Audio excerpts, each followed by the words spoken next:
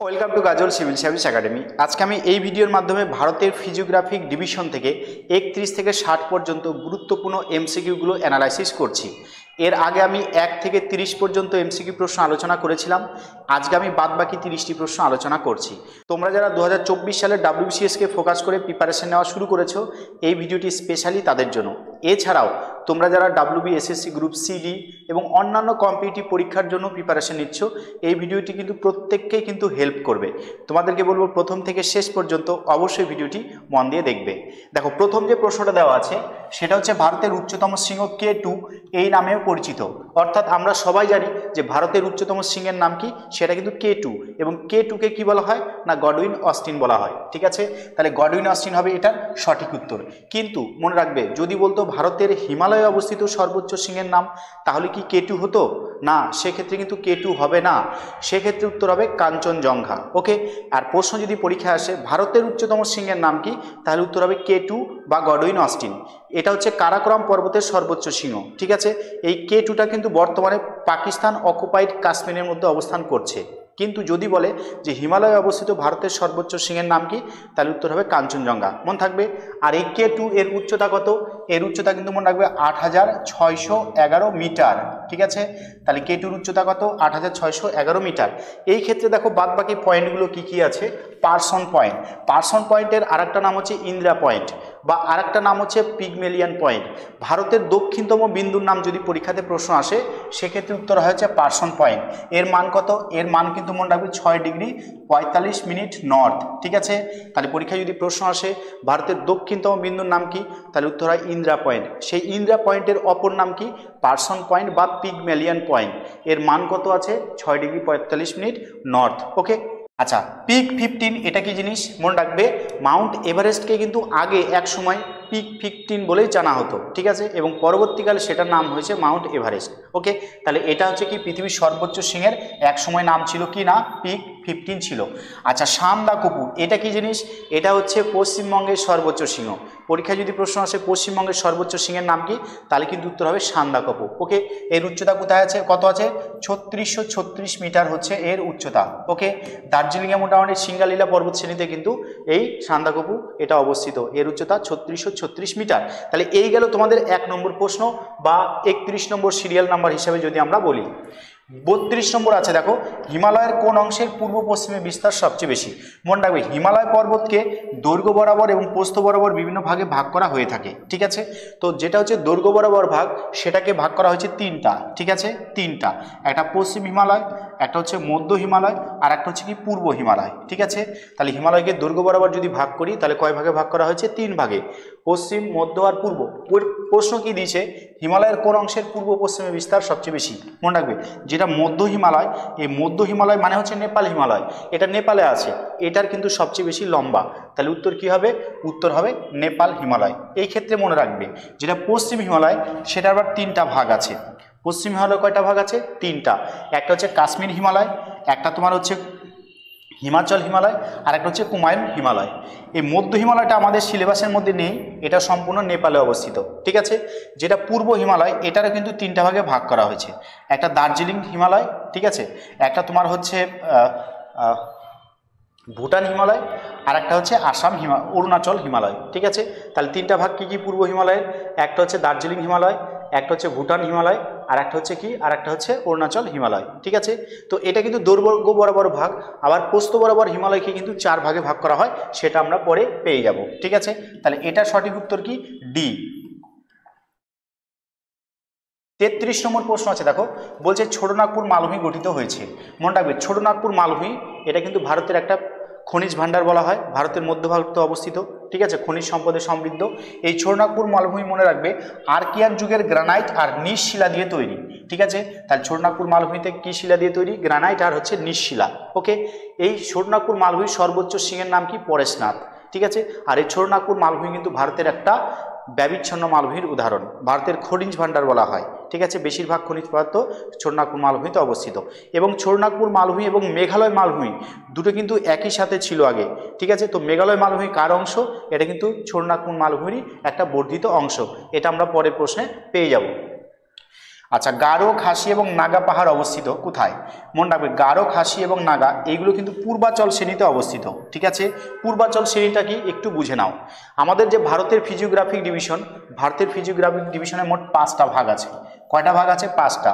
তার মধ্যে প্রথম যে ভাগটা সেটা হচ্ছে উত্তরের পার্বত্য অঞ্চল। সেই ভাগের নাম কি আছে? উত্তরের পার্বত্য অঞ্চল। তাহলে ভারতের ভূপ্রাকৃতিক বিভাগের মধ্যে প্রথম যে ডিভিশনটা সেটার নাম কি? উত্তরের পার্বত্য অঞ্চল। ঠিক আছে, এই উত্তরের পার্বত্য অঞ্চলের আবার দুটো ভাগ আছে, একটা হচ্ছে হিমালয় আর একটা হচ্ছে উত্তর পূর্বের উচ্চভূমি। উত্তর পূর্বের উচ্চভূমি বা এটাকেই বলা হয় পূর্বাচল। এটাকে কি বলা হয়?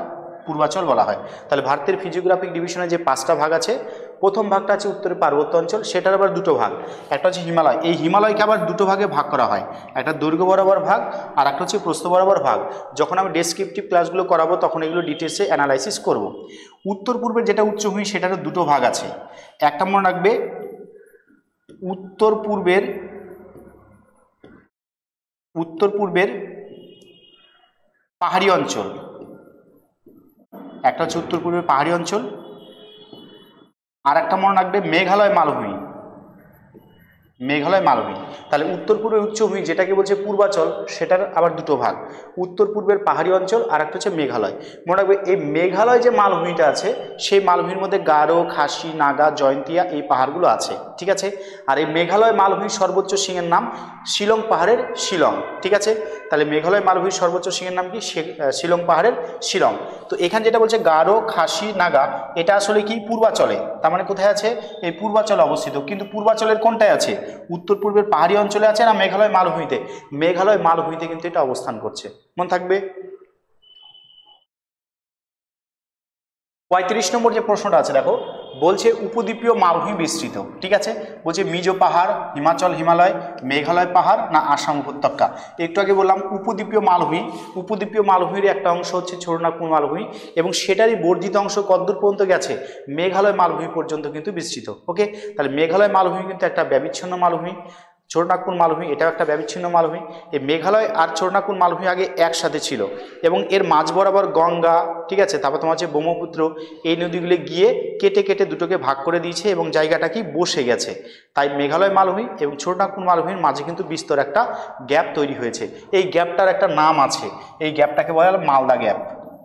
এই গ্যাপটাকে কি বলা হয়?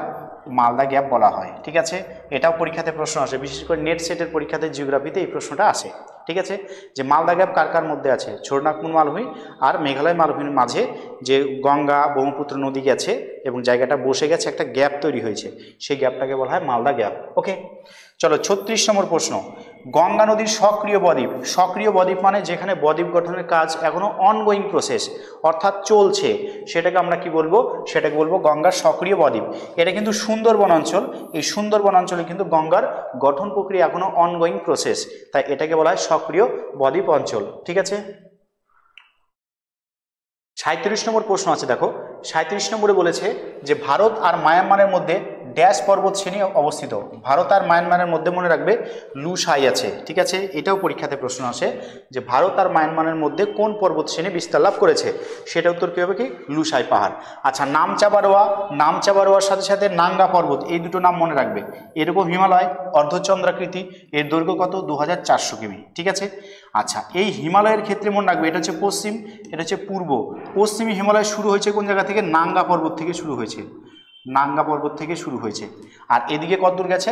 নামচাবারোয়ার শৃঙ্গ পর্যন্ত গেছে। ঠিক আছে, তাহলে এই নামচাবারোয়ার শৃঙ্গ এই বরাবরই কিন্তু এদিকে ব্রহ্মপুত্র নদী আমাদের কি অরুণাচল প্রদেশে প্রবেশ করেছে। ঠিক আছে, আচ্ছা চলো 38 নম্বর প্রশ্ন। 38 নম্বর প্রশ্ন আছে দেখো, আন্দামান দ্বীপপুঞ্জের সর্বোচ্চ শৃঙ্গের নাম কি? ভীষণ ইম্পর্টেন্ট।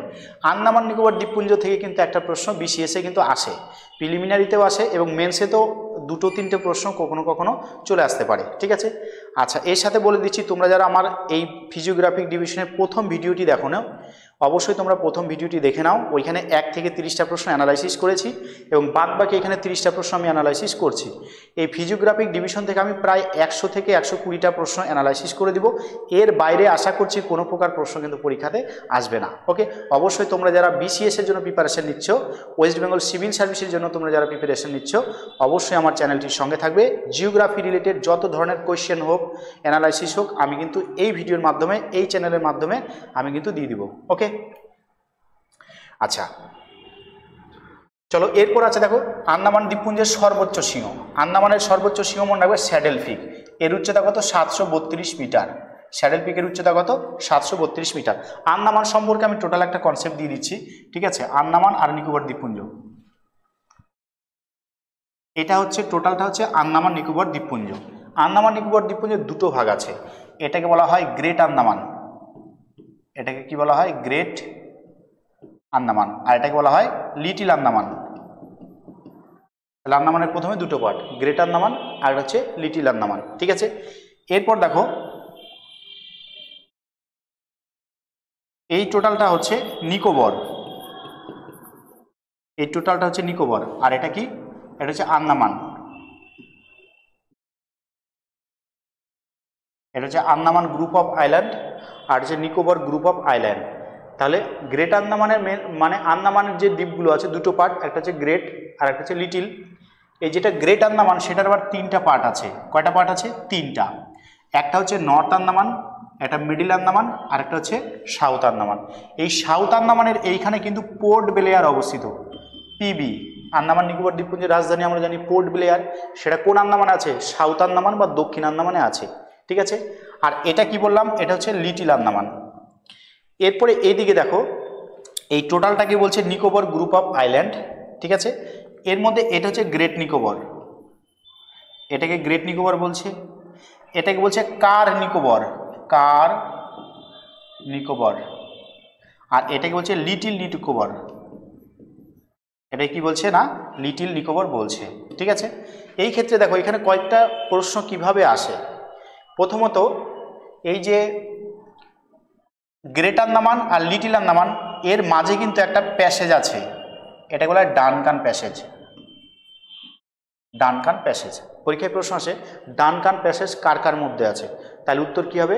গ্রেট আন্দামান আর লিটিল আন্দামানের মধ্যে আছে, বা অন্যভাবে বলতে পারি সাউথ আন্দামান আর লিটিল আন্দামানের মাঝে ডানকান প্যাসেজটা আছে। ওকে, এই যে লিটিল আন্দামান আর কার নিকোবর এর মাঝে একটা প্যাসেজ আছে, এর নাম হচ্ছে 10 ডিগ্রি চ্যানেল।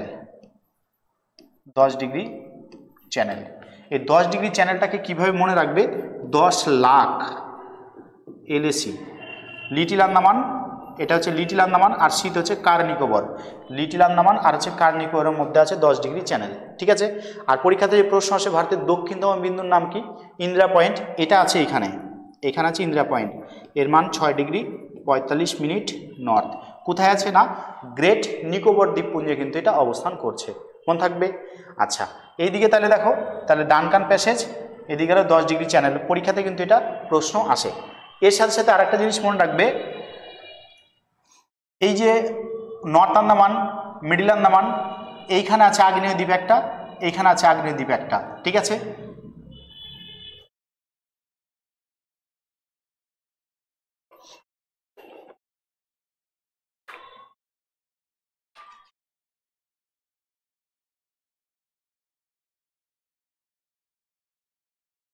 এই যে মিডিল আন্দামান এইখানে আছে হচ্ছে ব্যারেন আইল্যান্ড, ব্যারেন আইল্যান্ড।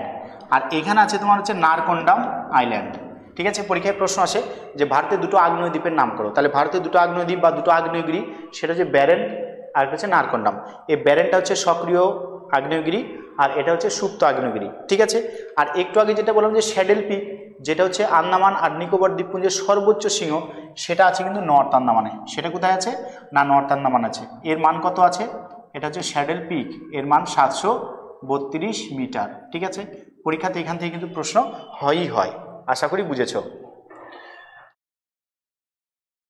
39 নম্বর প্রশ্ন আছে, দেখো 39 নম্বর প্রশ্ন বলেছে যে ভারতে কাস্ট ভূমিরূপ গঠিত হয়েছে কোথায়? কাস্ট ভূমিরূপটা কি একটু বুঝে নাও। কাস্ট ভূমিরূপ মানে হচ্ছে যেখানে চুনাপাথরগঠিত অঞ্চল আছে, মানে চুনাপাথরের জলের দ্রবণ ক্রিয়ায় সেখানে এক ধরনের বৈশিষ্ট্যপূর্ণ ভূমিরূপ তৈরি হয় বা দেখা যায়, যেটা জেনারেলি অন্য কোনো অঞ্চলে দেখা যায় না। তো চুনাপাথরগঠিত ওই অঞ্চলটাকেই বলা হবে কার্স্ট অঞ্চল। এই কার্স্ট অঞ্চল ভারতে বেশ কয়েকটা জায়গায় আছে, যেমন হচ্ছে মেঘালয় মালভূমিতে আছে, ঠিক আছে, বিহারের গুপ্তধাম গুহাতে আছে, তারপর হচ্ছে উত্তরাখণ্ডের দেরাদুনে আছে, ঠিক আছে। এইগুলো সব কিসের উদাহরণ? এগুলো কিন্তু ভারতের বিখ্যাত কার্স্ট অঞ্চলের উদাহরণ। তো বলছে ভারতের কার্স্ট অঞ্চল কোথায় আছে? পশ্চিমবঙ্গে আছে, জলপাইগুড়ি জেলার বক্সা ও জয়ন্তী পাহাড়ে।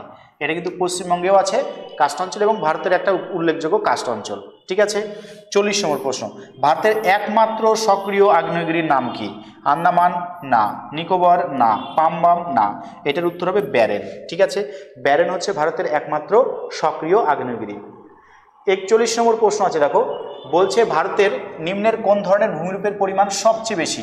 মনে রাখবে, ভারতে সমভূমি আছে 43%, মালভূমি আছে 28%, পাহাড় আছে 18%, আর পার্বত্য অঞ্চল আছে 11%। তাহলে উত্তর কোনটা হচ্ছে? সমভূমি। ভারত না, গোটা পৃথিবীতে মনে রাখবে যদি পরীক্ষায় আসে কোন ধরনের ল্যান্ডফর্মের পরিমাণটা বেশি, তাহলে কি উত্তর হবে? উত্তর কিন্তু হবে এই সমভূমি। হিমালয় পর্বতের পাদদেশীয় অঞ্চল কি নামে পরিচিত? এটা একটা ভালো প্রশ্ন। দেখো, হিমালয় পর্বতকে প্রস্থ বরাবর 4 ভাগে ভাগ করা হয়েছে। কয় ভাগে? 4 ভাগে, ঠিক আছে। 4টা ভাগ মনে রাখবে। একটা হচ্ছে ট্রান্স হিমালয়, একটা হচ্ছে হিমাদ্রি হিমালয়, একটা হচ্ছে হিমাচল হিমালয়, আর হচ্ছে শিবালিক হিমালয়। এই শিবালিক হিমালয়কে বলা হয় আউটার হিমালয়, ঠিক আছে। এই আউটার হিমালয়টা কি এখানে প্রশ্ন দিচ্ছে, দেখো, হিমালয় পর্বতের পাদদেশীয় অঞ্চল, এটা কিন্তু actually outer Himalaya. Outer Himalaya মানে কি হবে? সেটা হবে শিবালিক, শিবালিক হিমালয় বা আউটার হিমালয়। এই যে হিমালয়ের যে দক্ষিণে যে ভাগটা, এটা কিন্তু অ্যাকচুয়ালি হিমালয়ের ভাগ না। এটা কি হয়? ওপর থেকে নদী ক্ষয় করে করে সেই পদার্থগুলো তার পাদদেশে জমা করেছে, সেটাই হচ্ছে এই আউটার হিমালয় বা শিবালিক। এই শিবালিকের দক্ষিণে এইখানে কিন্তু এক ধরনের নুড়ি কাকর বালি, এইগুলো দিয়ে একটা ভূমিরূপ তৈরি হয়। এটাকে কি বলা হয়? এটাকে বলা হয় ভাবর। এটাকে কি বলা হয়? এটাকে বলা হবে ভাবর, ঠিক আছে। আচ্ছা, ভাবরের পরে আরেকটু সামনে এগিয়ে গিয়ে এখানে একটা ল্যান্ডফর্ম বা একটা ভূমিরূপ দেখা যায়, সেটাকে বলা হয় তরাই। এটাকে বলবো আমরা তরাই, ঠিক আছে। তরাইয়ের ঠিক দক্ষিণ থেকে শুরু হচ্ছে গাঙ্গেয় সমভূমি। এখান থেকে কি শুরু হচ্ছে? গাঙ্গেয় সমভূমি। গাঙ্গেয় সমভূমি বলতে পারো বা উত্তর ভারতের সমভূমি অঞ্চলও বলতে পারো, ঠিক আছে। তাহলে এই ভাগটা কিন্তু অবশ্যই মনে রাখবে। এই ভাবরটা কি? এই ভাবরটা হচ্ছে নুড়ি কাকর বালি দিয়ে তৈরি হয়, আর উপর থেকে কিছু কিছু নদী এই ভাবর অঞ্চলে এসে ভূগর্ভের নিচে ঢুকে যায় এবং কোনো একটা কতটা দূর পার হয়ে আবার কোনো একটা জায়গাতে ভূপৃষ্ঠের বাইরে বেরিয়ে আসে। তো যেখানে বাইরে বেরিয়ে আসে সেটা হচ্ছে তরাই অঞ্চল। বাইরে বেরিয়ে এসে কী করে? এই জায়গাটাকে সবসময় ভিজিয়ে রাখে, আর্দ্র রাখে, তাই এটাকে বলছে তরাই। তরাই শব্দের অর্থ হচ্ছে ভিজে স্যাঁতসেঁতে। ঠিক তার দক্ষিণ থেকে শুরু হচ্ছে কি আমাদের গাঙ্গেয় সমভূমি বা উত্তর ভারতের সমভূমি অঞ্চল, ঠিক আছে। 43 নম্বর প্রশ্ন আছে, দেখো, বলছে নিম্নের কোনটি ভারতের একটা আগ্নেয় দ্বীপ? ঠিক আছে, ভারতের বিখ্যাত আগ্নেয় দ্বীপ মাত্র দুটো আছে, একটা ব্যারেন আর একটা কি আছে না, আর একটা কিন্তু আছে নারকন্ডাম, ঠিক আছে। ব্যারেন আছে আর একটা নারকন্ডাম আছে। এই ক্ষেত্রে বলছে দেখো, হেইলি গুব্বি, দাদরা, মিনিকয় আর একটা হচ্ছে নারকন্ডাম। এটার সঠিক উত্তর হবে নারকন্ডাম। এই যে হেইলি গুব্বি, এটা কিন্তু বর্তমানে একটা কারেন্ট অ্যাফেয়ার্সের মধ্যেই আছে। রিসেন্ট কিন্তু মনে রাখবে, এই হেইলি গুব্বিতে এখন থেকে মোটামুটি 12,000 বছর আগে এখানে অগ্নুৎপাত হয়েছিল। 12,000 বছর পরে, 12,000 বছর পরে কিন্তু এখানে অগ্নুৎপাত হলো। এটা কি ছিল বলতো? এটা হচ্ছে একটা সুপ্ত আগ্নেয়গিরি ছিল। এই 12,000 বছর পরে এই 3-4 দিন আগে কিন্তু হেইলি গুব্বিতে কিন্তু বিস্ফোরণ সহ অগ্নুৎপাত হয়েছে এবং অগ্নুৎপাত হওয়ার ফলে সেখানকার ছাই ভস্য সেগুলো একদম উপর দিয়ে 15 কিলোমিটার উচ্চতা পর্যন্ত কিন্তু পৌঁছে গেছে এবং ঊর্ধ্ব বায়ুমণ্ডলে কিন্তু একটা তোমার হচ্ছে গোলযোগ তৈরি করেছে, ঠিক আছে। তাহলে এই হেইলি গুব্বি কোথায় আছে? এটা কিন্তু মেনলি ইথিওপিয়াতে আছে। কোথায় আছে? ইথিওপিয়াতে আছে। ইথিওপিয়াতে অবস্থিত, ঠিক আছে। তাহলে ইথিওপিয়া কোথায় আছে? আফ্রিকাতে আছে, পূর্ব আফ্রিকা। পূর্ব আফ্রিকার বিখ্যাত গ্রস্ত উপত্যকা আছে দ্য গ্রেট রিফট ভ্যালি। সেই গ্রেট রিফট ভ্যালিতে কিন্তু এই আগ্নেয়গিরিটা অবস্থিত। সেখানে কিন্তু অগ্নুৎপাত হয়েছে রিসেন্ট কত বছর পরে না, 12,000 বছর পরে হয়েছে, ঠিক আছে। আফ্রিকাতে অবস্থিত, ইথিওপিয়া তার দেশের নাম। কিন্তু ভারতের আগ্নেয় দ্বীপ হলে কি উত্তর হবে? নারকন্ডাম, ব্যারেন, এগুলো সব ভারতের এক একটা আগ্নেয় দ্বীপ। এরপর প্রশ্ন আছে দেখো, 44 নম্বর প্রশ্ন, বলছে মাউন্ট এভারেস্ট অবস্থান করছে। মাউন্ট এভারেস্ট সহ অন্যান্য উচ্চতম শৃঙ্গগুলো হিমালয়ের মোটামুটি হিমাদ্রি হিমালয় অবস্থান করছে। তাহলে এটার উত্তর কী হবে? হিমাদ্রি হিমালয়। মাউন্ট এভারেস্ট বলো, কাঞ্চনজঙ্ঘা বলো, অন্নপূর্ণা বলো, মাকালু বলো, ঠিক আছে, এইগুলো সব কি উচ্চ উচ্চ শৃঙ্গগুলো সব কিন্তু হিমাদ্রি হিমালয়ে অবস্থান করছে, মনে থাকবে। আচ্ছা 45 নম্বর আছে দেখো প্যাটল্যান্ড। প্যাটল্যান্ড কোথায় দেখা যায়? মনে রাখবে ছোটনাগপুর মালভূমি অঞ্চলের মধ্যে যে জায়গাগুলো তুলনামূলকভাবে একটু উঁচু এবং উপরিতলটা কি প্রায় সমতল, সেইগুলোকে বলা হয় প্যাটল্যান্ড। ওই প্যাটল্যান্ড তাহলে কোথায় আছে? ছোটনাগপুর মালভূমি অঞ্চলে আছে। আর এই ছোটনাগপুর মালভূমি অঞ্চলের সর্বোচ্চ শৃঙ্গের নাম কি? সেটা কিন্তু উত্তর হয় পরেশনাথ পাহাড়। ওকে। আচ্ছা জেলেপলা গিরিপথ কোথায় আছে? জেলেপলার গিরিপথ মনে রাখবে এটা আছে সিকিমে। জেলেপলা প্লাস নাথুলা এই দুটো গিরিপথ কোথায় আছে? এই দুটো গিরিপথ কিন্তু সিকিমে অবস্থিত। ওকে। আচ্ছা অরুণাচল প্রদেশে মনে রাখবে বোমডিলা, ঠিক আছে, বুমলা, এগুলো আগ্নেয়গিরি তোমার হচ্ছে গিরিপথগুলো কোথায় আছে? সব অরুণাচল প্রদেশে অবস্থিত। ঠিক আছে। 47 নম্বর প্রশ্ন আছে দেখো, 47 নম্বর প্রশ্ন আছে যে হিমালয়ের বেশিরভাগ উচ্চতাযুক্ত শৃঙ্গগুলি অবস্থান করছে।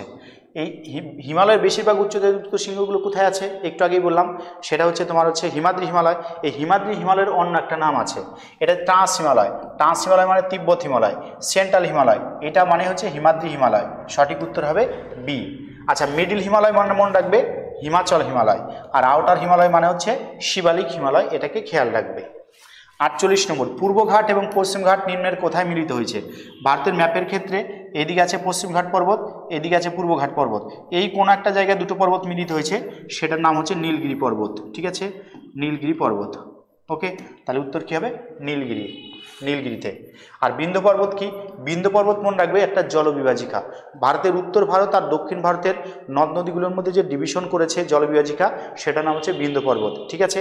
আচ্ছা এরপর চলে আসি সাতপুরা পর্বত, এটা একটা স্তূপ পর্বত। কার্ডামম, কার্ডামম মনে রাখবে ভারতের দক্ষিণতম পর্বতের নাম হচ্ছে কার্ডামম। তাহলে পরীক্ষায় যদি প্রশ্ন আসে ভারতের দক্ষিণতম পর্বতের নাম কি, সেক্ষেত্রে কি উত্তর হবে কার্ডামম। ঠিক আছে। 49 নাম্বার আছে দেখো, বলছে ডেকান ট্রাপ কোন রাজ্যে দেখা যায় না? ডেকান ট্রাপ দেখা যায় না বলেছে। মহারাষ্ট্রে দেখা যায়, গুজরাটে দেখা যায়, কর্ণাটকে দেখা যায়, তামিলনাড়ুর বেশিরভাগ পার্টে কিন্তু, বা খুব কম পরিমাণ এরিয়াতে হয়তো ডেকান ট্রাপ থাকলেও থাকতে পারে, কিন্তু এখানে যেটা সঠিক উত্তর হবে সেটা কিন্তু তামিলনাড়ুই হবে। দেখা যায় না বলেছে। ভারতের শীতলতম মরুভূমির নাম কি? ভারতের শীতলতম মরুভূমির নাম হচ্ছে লাদাখ। ঠিক আছে। 51 নম্বর প্রশ্ন আছে দেখো, 51 নম্বর বলেছে যে সিনটেক্সিয়াল বেন্ড, সিনটেক্সিয়াল বেন্ড এই কথাটি কোনটির সাথে সম্পর্কিত? মনে রাখবে এটা হচ্ছে হিমালয়ের উৎপত্তি সংক্রান্ত এর সাথে যুক্ত। হিমালয় পর্বত কি হয়েছে, এইদিকে তোমার হচ্ছে নাঙ্গা পর্বত থেকে নামচা বরাবর শৃঙ্গ আছে, নামচা বরাবর শৃঙ্গের কাছে হিমালয় পর্বতটা কি হয়েছে বলতো, দক্ষিণ দিকে এরকম বাঁক নিয়ে চলে এসেছে। এই যে দক্ষিণ দিকে বাঁক নিয়ে চলে এসছে নামচা বরাবর শৃঙ্গের কাছ থেকে, অনেকটা চুলের কাটার ন্যায়, এটাকে বলা হয় সিনটেক্সিয়াল বেন্ড। তাহলে কিসের সাথে যুক্ত? হিমালয়ের সাথে যুক্ত, তাই উত্তর হবে হিমালয়ের উৎপত্তি সংক্রান্ত এর সাথে হচ্ছে যুক্ত আছে। ঠিক আছে। 52 নম্বর আছে দেখো, বলছে ভারতের পশ্চিম উপকূলে অবস্থিত পশ্চিম ঘাট পর্বত, এখানে ঘাট কথার অর্থ কি? মনে রাখবে ঘাট কথার অর্থ হচ্ছে ফাঁক বা পথ। ঠিক আছে, ঘাট কথার অর্থ হচ্ছে ফাঁক বা পথ, মানে পার্বত্য গিরিপথকে বলা হয় ঘাট বা ফাঁক। ঠিক আছে, বা পথ। আর যদি বলতো ডেকান ট্রাপ, ওইখানে ট্রাপ শব্দের অর্থ কি? সেক্ষেত্রে হতো ধাপ বা সিঁড়ি। ঠিক আছে, তাহলে এটা উত্তর কি হবে? ডি, ফাঁক বা পথ। নিম্নের কোন প্রণালী দ্বারা ভারতের মূল ভূখণ্ড রামেশ্বরম দ্বীপ থেকে পৃথক হয়েছে? এটা হবে পাম্বান চ্যানেল। আচ্ছা 10 ডিগ্রি চ্যানেল একটু আগে কি বললাম? 10 লাখ, 10 লাখ লিটিল আন্দামান আর হচ্ছে কার নিকোবর, এটা হবে সঠিক উত্তর। 9 ডিগ্রি চ্যানেল মনে রাখবে 9 ml, মিনিকয় আর লাক্ষাদ্বীপের মধ্যে আছে 9 ডিগ্রি চ্যানেল। পক প্রণালী কার মধ্যে আছে? ভারত শ্রীলঙ্কার মধ্যে পক প্রণালী অবস্থিত। ঠিক আছে। 54 নম্বর প্রশ্ন আছে দেখো, বলছে দক্ষিণ ভারতের সর্বোচ্চ শৃঙ্গ কোনটা? দক্ষিণ ভারতের সর্বোচ্চ শৃঙ্গ মনে রাখবে এটার উত্তর হয় আনাইমালাই পর্বতের আনাইমুদি। 2695 মিটার হচ্ছে এর উচ্চতা। ঠিক আছে, আনাইমালাই পর্বতের আনাইমুদি হচ্ছে দক্ষিণ ভারতের সর্বোচ্চ শৃঙ্গ। আচ্ছা জিন্দাগাদা এটা কি বলতো? পূর্বঘাট পর্বতের সর্বোচ্চ শৃঙ্গ হচ্ছে জিন্দাগাদা। ঠিক আছে, এগুলো প্রত্যেকটা কিন্তু শর্ট প্রশ্ন পরীক্ষাতে আসে। পরেশনাথ পাহাড় কি বললাম? ছোটনাগপুর মালভূমির সর্বোচ্চ শৃঙ্গের নাম কি আছে? সেটা হবে পরেশনাথ পাহাড়। দোদাবেতা কি বলতো? নীলগিরি পর্বতের সর্বোচ্চ শৃঙ্গের নাম হচ্ছে দোদাবেতা। ঠিক আছে। 55 নম্বর ভারতের কোন উপকূলে সর্বাধিক সংখ্যক লেগুন আছে? সবচেয়ে বেশি লেগুন আছে কোথায়? উত্তর মনে রাখবে মালাবার উপকূলে লেগুন কিন্তু আছে, ঠিক আছে। আর মালাবার উপকূলে লেগুনগুলোকে বলা হয় কয়াল। 56 নম্বর আছে, দেখো বলছে নিম্নের কোন রাজ্যের উপকূল দীর্ঘতম? মনে রাখবে গুজরাটের ক্ষেত্রে এই যে খাসটা থাকে না, এই খাসটাকে সোজা করলে অনেক দূর হবে, ওকে। তাই গুজরাটের উপকূল কিন্তু সবচেয়ে দীর্ঘতম উপকূল। 1 নম্বর হচ্ছে গুজরাট, 2 নম্বর মনে রাখবে অন্ধ্রপ্রদেশ, 3 নম্বর তামিলনাড়ু, আর 4 নম্বর গিয়ে হচ্ছে মহারাষ্ট্র, ওকে। এই হচ্ছে পরপর উপকূল রেখার দৈর্ঘ্য। লাক্ষাদ্বীপ আর মিনিকয়, একটু আগে বললাম লাক্ষাদ্বীপ আর মিনিকয়, ঠিক আছে। 9 ml বললাম, লাক্ষাদ্বীপ আর মিনিকয় কোথায় আছে? 9 ডিগ্রি চ্যানেল।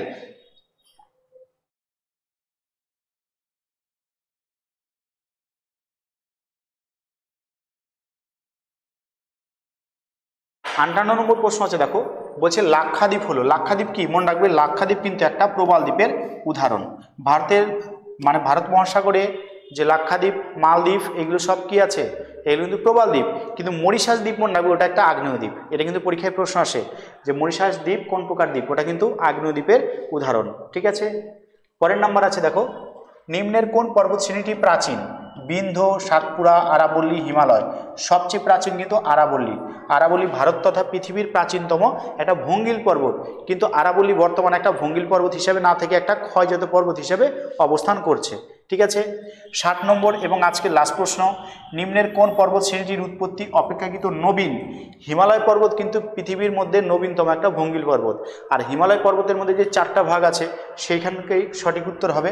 দেখো বিন্ধ্য, সাতপুরা, আরাবল্লী এগুলো কিন্তু প্রাচীনতম, হিমালয়টা কি নবীনতম। হিমালয়ের মধ্যে হচ্ছে গ্রেটার হিমালয়, গ্রেটার হিমালয় মানে হচ্ছে হিমাদ্রি হিমালয়, সেটাই কিন্তু ভারতের প্রাচীনতম নবীনতম একটা পর্বতের উদাহরণ বা নবীনতম ভঙ্গিল পর্বতের উদাহরণ, ঠিক আছে। তাহলে এই গেল ভারতের ফিজিওগ্রাফিক ডিভিশন থেকে 31 থেকে 60 পর্যন্ত গুরুত্বপূর্ণ এমসিকিউ, ঠিক আছে। তোমরা যারা WBCS 2024-কে টার্গেট করেছো অবশ্যই আমার চ্যানেলটির সঙ্গে থাকবে। জিওগ্রাফি সংক্রান্ত প্রচুর ভিডিও আমি তোমাদেরকে ইউটিউবে আপলোড করব, ঠিক আছে। যারা প্রথম থেকে শেষ পর্যন্ত দেখলে অবশ্যই তাদের ধন্যবাদ।